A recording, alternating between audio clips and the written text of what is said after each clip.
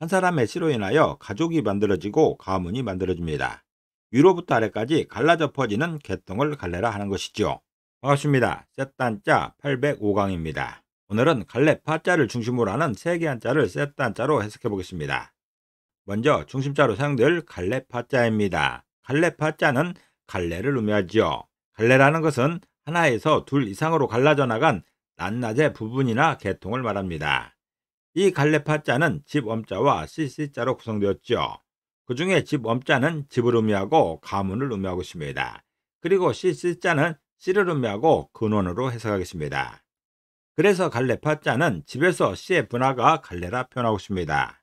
다시 말해서 한 조상에서 비롯된 가문의 혈통 줄기, 이런 것을 갈래 파자로 설명하는 것이죠. 한 사람이 또 한 사람과 부부가 되면서 거기에서부터 혈통이 이어지기 시작합니다. 많은 형제 자매들을 낳게 되고 거기에서 또 갈라지고 또 갈라지면서 대단위의 가계도가 형성되는 것이죠. 이렇게 위로부터 갈라져 나오는 이 계통이 갈래인 것이죠. 갈래파자는 집에서 씨의 분화가 갈래라 표현하고 있습니다.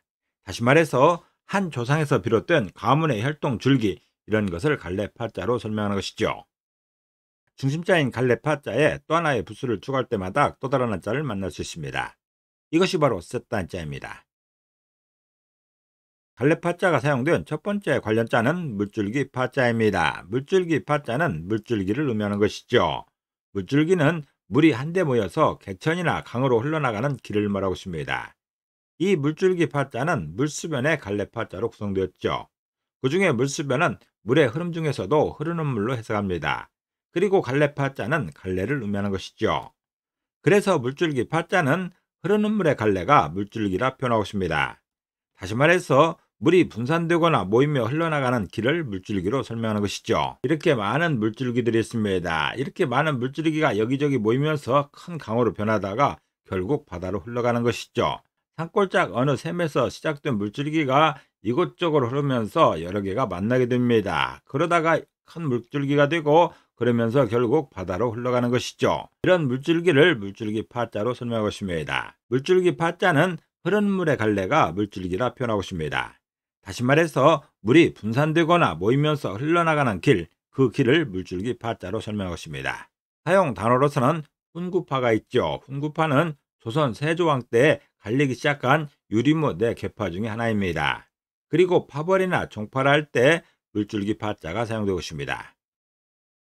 두 번째 관련자는 혈맥 맥자입니다. 혈맥 맥자는 혈맥을 의미하고 맥박을 의미하기도 합니다. 혈맥이라는 것은 같은 핏줄을 이어주는 계통을 말하는 것이죠. 이 혈맥 맥자는 달월자와 갈래파자로 구성되었습니다. 그 중에 달월자는 하늘에 떠있는 달을 의미하지만 붓으로 사용되게 되면 몸육자의 대용으로서 몸을 의미하고 있습니다. 그리고 갈래파자는 갈래를 의미하는 것이죠. 그래서 혈맥 맥자는 몸의 갈래가 혈맥이라 표현하고 있습니다. 다시 말해서 같은 핏줄로 부모와 자식을 이어주는 몸의 연결, 그 연결을 혈맥 맥자로 설명하고 있습니다. 이렇게 할아버지로부터 아들로부터 손자까지 이어지는 이 계통이 혈맥 맥자입니다. 이렇게 혈맥을 통해서 피로 연결되면서 가문이 형성되고 가족이 형성되는 것입니다. 혈맥 맥자는 몸의 갈래가 혈맥이라 표현하고 있습니다. 다시 말해서 같은 핏줄로 부모와 자식을 이어주는 몸의 연결을 혈맥 맥자로 설명하고 있습니다. 사용 단어로서는 일맥상통이 있습니다. 일맥상통은 생각이나 성질 또는 처지 등이 어느 면에서 한 가지로 서로 통한다는 말이지요. 그리고 맥락이나 산맥이라 할 때 혈맥 맥자가 사용되고 있습니다. 갈래파자가 사용된 세 번째 관련자는 가랑비 맥자입니다. 가랑비 맥자는 가랑비를 의미하는 것이죠. 가랑비는 가늘게 내리는 비를 말합니다. 이 가랑비 맥자는 비우자와 혈맥 맥자로 구성되었습니다. 그 중에 비우자는 비를 의미하는 것이고 혈맥 맥자는 혈맥을 의미하고 있습니다. 그래서 가랑비 맥자는 비의 혈맥이 가랑비라 표현하고 있습니다. 다시 말해서 가랑비는 하늘과 땅을 같은 성분으로 이어주는 비라고 설명하고 있습니다.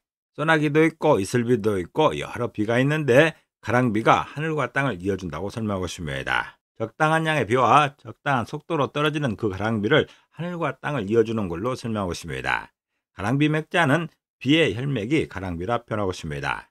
다시 말해서 가랑비는 하늘과 땅을 같은 성분으로 이어주는 비라고 설명하고 있습니다. 오늘은 셋단자 805강으로서 갈래 파자를 중심으로 하는 세개 한자를 세트 한자로 해석해 봤습니다. 오늘 배운 것을 다시 한번 요약하겠습니다.